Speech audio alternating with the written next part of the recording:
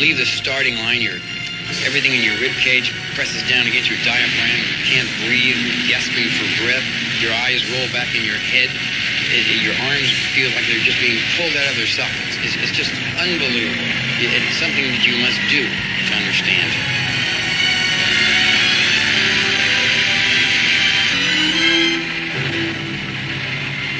No man on earth is quicker on two wheels than Russ Collins.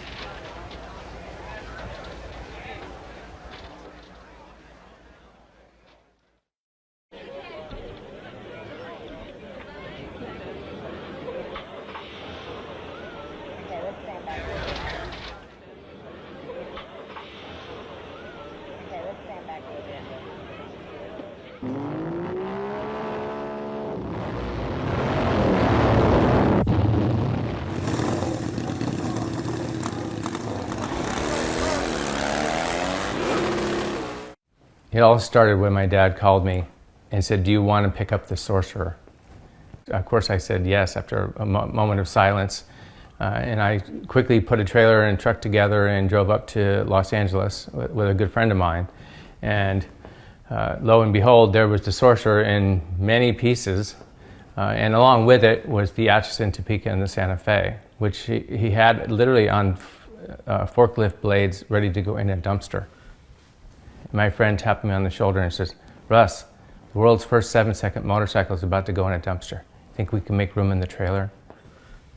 I am definitely not a motorcycle restorer. Of course, I'm a racer, and I can change oil, but I could certainly not restore a drag bike. Not a chance.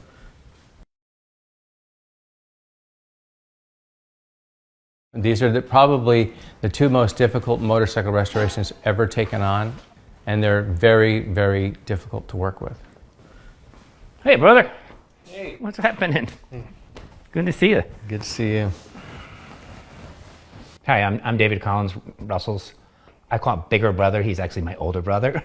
And Russell said to me, I got both of these bikes from my dad, our dad, and this one was a coffee table. And so the only thing there was the 3 engines. And he said, why don't you be responsible for the restoration financially of this one, and I will handle that one, which is a big bike. And we spent 12 years and tens of thousands of dollars between us. I had to do an awful lot of research. I had to cobble together every article that had ever been written, because there was a lot of good information written in the 70s. Their articles on motorcycles then were much more detailed. They had information about timing, fuel line sizes. My dad had 30 boxes of paper, and I took all of it. Actually, I did myself in when I went public. When I first got the motorcycles, I went public with, I think I'll have these done in a year. Well, that was a hilarious mistake, and then that put the pressure on. So the world knew that I had these motorcycles, and they must be restored. And there were some very rabid fans, if you will, of these motorcycles and their history, and they're not going to let this go. And so I was under that personally applied pressure and all of those external pressures as well. Many people that had been involved, the front forks were donated, the rear wheel was built by a master machinist and totally sponsored, right? And this is all through connections that I've had to build up over the years, because quite honestly, I couldn't afford to put all this together. To be able to actually restore the entire motorcycles was a non-starter for even the most experienced restorers. I needed a fabricator, and when I was looking for help, Kevin Weisenstein said, "You need to look up Robert Prather. He lives around the corner from you." And that's pretty much how we started that deal. My name is Robert Prather. I'm a fabricator and a painter. I've been working on motorcycles my whole life. I like figuring out things that I don't know how to do. I like stepping out of my comfort zone, and I like learning new things. Yeah, you could farm work out all throughout all kinds of trades: fabrication, paint, engine building, front wheel guys, rear wheel guys. There's all kinds of specialties out there. But to have one person pull all that together in the same room, well, it's unheard of. We did about 99% of all the work here. The painting, the aluminum, the welding. We did about 600 or 700 hours. I had no game plan. I just started putting it together. And the The vehicles will tell you what you need to do, tell you if you've done the right thing. If you've done step 3 before you've done step 1, then you're going to have to take what you put on off and start over. But then you know what step 1 is. So if you make a mistake and you do that before you've done this, you just go back and you got to fix it. It's just part of the process. And especially on things like this where there's no manual. They were built very, very well by people way smarter than me. And they were difficult, but they would only go together one way.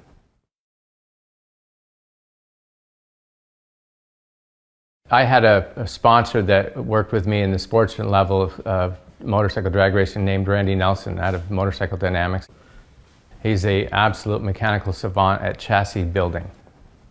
I actually brought the Atchison, Topeka, and Santa Fe idea up to him that we would just wrap a cheap frame around it and make it look pretty, and he wouldn't have any part of it.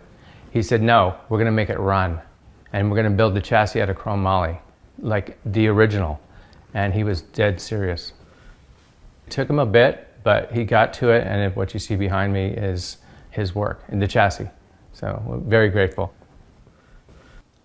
I guess I got to say that the Atchison, Topeka, Santa Fe was more challenging because it wasn't all there. The triple, I did rebuild. So this is the triple is kind of my interpretation with a lot of help. So we tried to build a bike back to represent as close as we could to what was built back then, knowing that we couldn't really replicate it. And I tried to keep that in mind through the whole process to not like overdo it or make it too, show quality or something.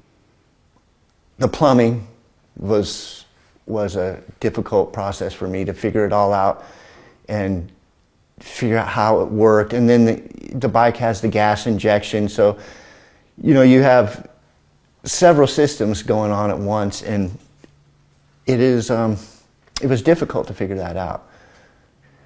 The hardest part, I think, actually was the starting system. Getting the starter to turn over and not breaking shafts was difficult. The starter is very powerful. It's 36-volt starter, and it goes from 0 to whatever RPMs it is at, and there's no lag to it, there's no clutch. So we just kept snapping shafts off, and we ended up getting 5 of them machined. And I made the first one and I broke it. And so we had to consecutively make stronger and stronger ones, and that's what we did.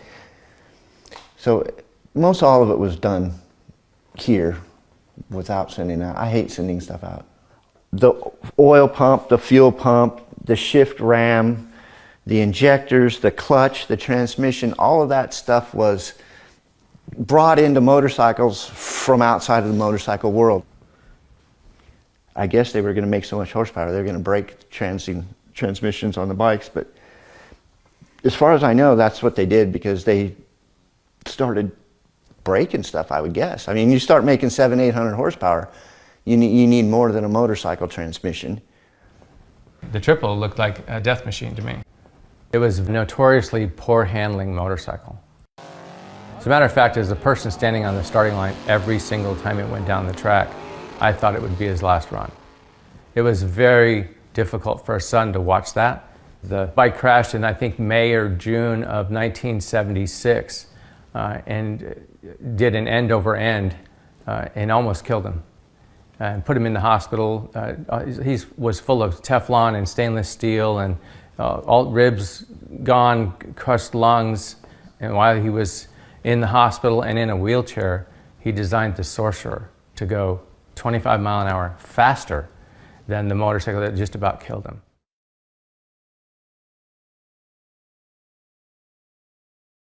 Yeah, there was a time in the 70s when I'd go to breakfast with my dad every morning at a place called Alfie's on Sepulveda Boulevard in Los Angeles, down the street from a place called Hot Rod City, which is where RC Engineering was located, next to Dale Armstrong's shop, which is very famous. These are very famous drag racing people. We would have breakfast with Ed Pink, Keith Black, Joe Paisano, all this, and I knew that I was in the company of greatness, even though I was quite young. just because of the things they had been doing and the level of technical conversation they would have. I remember my dad drawing out on a napkin the Sorcerer's V8 configuration and how we were going to turn the head around backwards, run the blower upside down, and put a Crowder 4-port underneath. And it all sounded pretty nutty to me, and at least half of the people in that group thought, this isn't going to work. But he got enough people in that group to go, yeah, that might work. And one of them was Byron Hines, by the way, who did most of the work to get this thing put together from that original napkin drawing. So there were no blueprints. That was it. They called the Sorcerer his Stradivarius because it was so technologically, and it's such a fine instrument.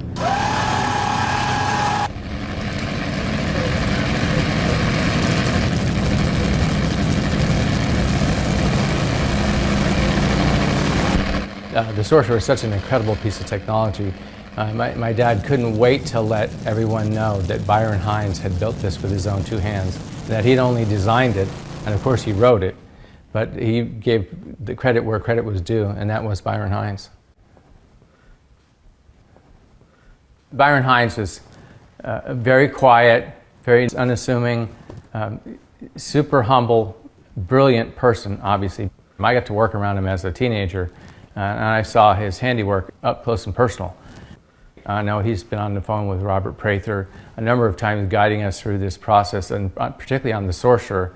I think he thought maybe we were a little crazy on the triple, but he certainly had a lot of input, very helpful input, and I just can't thank him enough. Talking to Byron is nice, but it's not easy. And it's very intimidating. For me, it was very intimidating because I look up to people like that so much, you know, and so when I talk to him, I get a little nervous and flustered. But Byron was really nice and very helpful, and he told me everything I needed to know. Clearly the most difficult part in that restoration was the rear engine. And the rear engine on the Sorcerer was blown up. Essentially I had no engine. I needed a rear cylinder head, and that, as it was turned around backwards, had to be welded up and completely remade from basically a block of aluminum. And a couple of people over 2 or 3 years turned us down on recreating that rear cylinder head.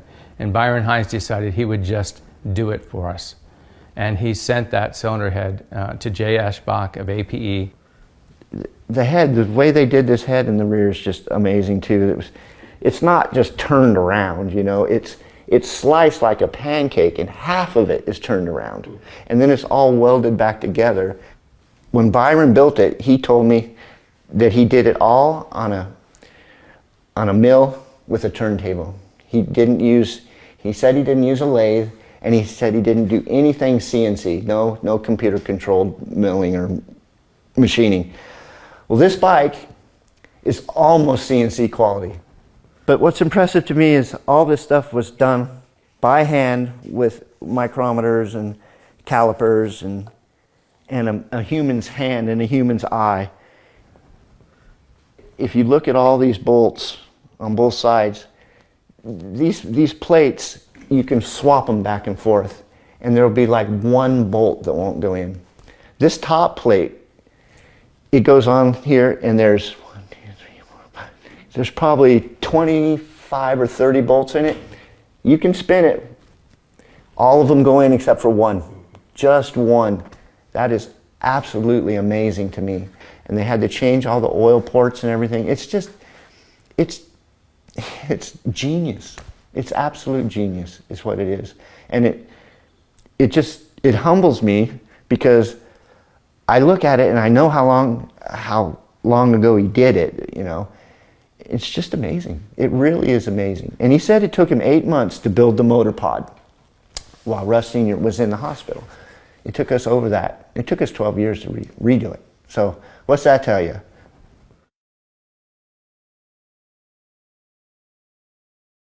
I absolutely did feel like giving up many, many times. There was technological issues that no one really had answers for.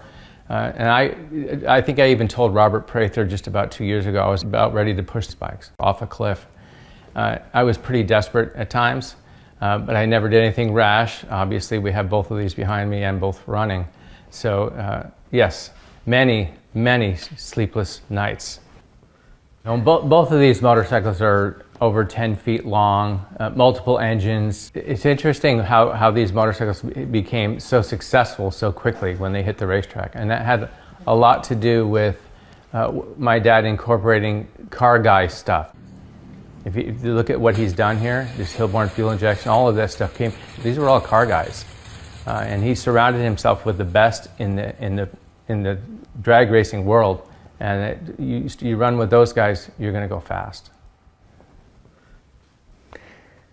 I got a sense of satisfaction, a good, strong sense of satisfaction. I didn't build these bikes, you know. I guess I'm proud of myself, but it's more a sense of a satisfaction of a job well done. I don't know if pride's the right word. Like this one I'm a bit more proud of. This is all my work. All the sheet metal, all the aluminum, you know, all the plumbing, it's all my work. And this one, this is all Byron's work and Russ Collins Sr. And I just put it back together. They built it. They're the ones that should be proud. The Triple was the very first motorcycle to win the Best Engineering Award by the NHRA. Mine won it. Yeah. At Englishtown. Right, Englishtown, 1974. I was there. The Triple. And that was the first motorcycle ever. And then the second motorcycle ever was the Sorcerer. So that's 2. And the third one, believe it or not, was Terry Vance's Top Fueler, built at RC Engineering. And the award has never been given to another motorcycle since in that sport. I polled on social media both of these motorcycles just because I was curious. I already knew the answer was going to be the Atchison, Topeka, and the Santa Fe, even though in my heart it's the Sorcerer. That's my favorite. What I've been told from all the people that chimed in, like a couple thousand, that this was, it looks more like a motorcycle than a Sorcerer. Ah, that's a good point.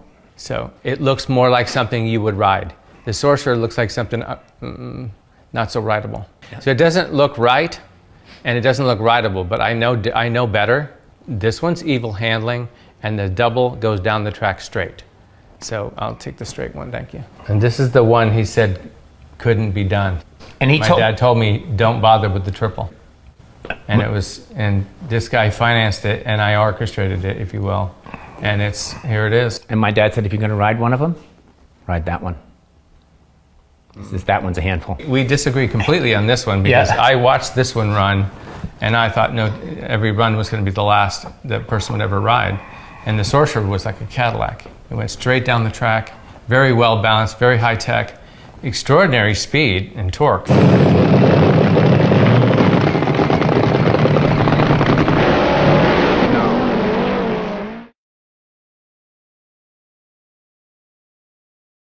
I was in high school at the time when they built this. I'd go to the supermarket and my dad would be on covers of all the magazines. Absolutely, it was great. I would take these girls over there and we'd get some coffee and say, oh, that's my dad, that's my dad. Some people called him the Marlboro Man of motorcycle drag racing because he always had that cigarette hanging out of his mouth, and he's kind of a badass out there. The whole red, white, and blue leathers. He had that whole very American look to him in a class where everyone was wearing black leathers. He was very large and in charge, very much on stage all the time. My dad was the gunslinger of the Top Fuel class. He was definitely the target. He knew it, and he knew the eyes were on him at all times. My dad came into the motorcycle drag racing world, it started in 1969 when the Honda 750 was introduced. He was working with a Honda shop, I think, in Torrance, California. He realized that Honda 750 was going to be a world beater.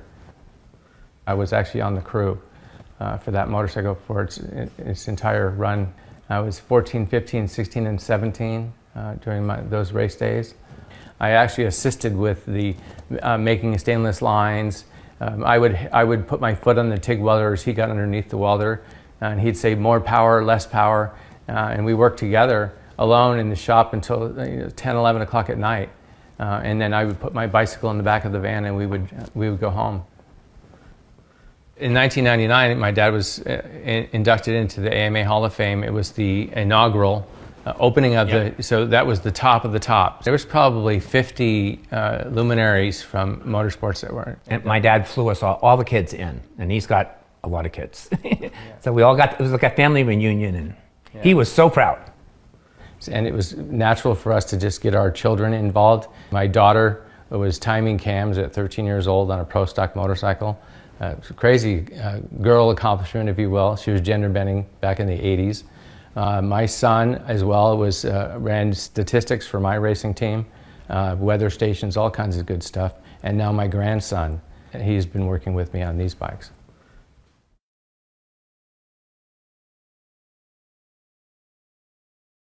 In my dad's last days, we talked about what his visions were for these restorations. Actually, he told me it was crazy to rebuild the triple. He told me to kick that to the corner. And we thought otherwise. The Sorcerer had a better shot. He said, I want to make sure people know those still work. Please put the Sorcerer's name back on the front fairing. Those were little things that he asked for. He had a thought that I might ride this thing. So he was giving me riding tips, which I thought was fascinating.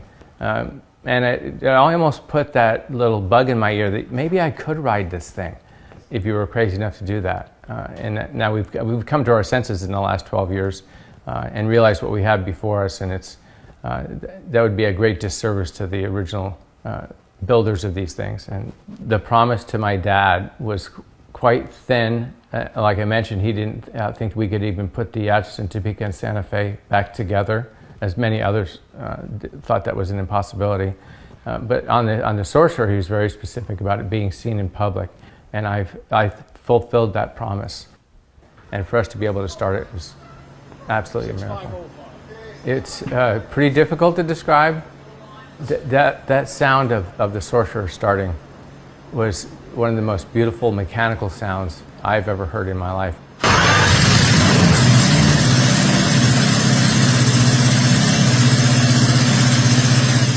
And to hear it sound just like it did in 1976 and come to full idle with my hands off the motorcycle and run like it did in 1976 was just, I was overcome with emotion. Just talking about it, honestly, it gets me a little teary-eyed because it was, my dad would have been so proud. I've gotten an awful lot of input from the riders of that time, all very congratulatory.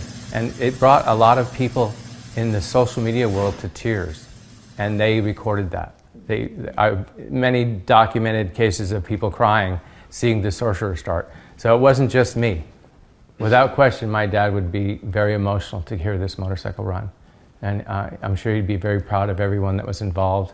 I don't think he would have been able to write this script any better.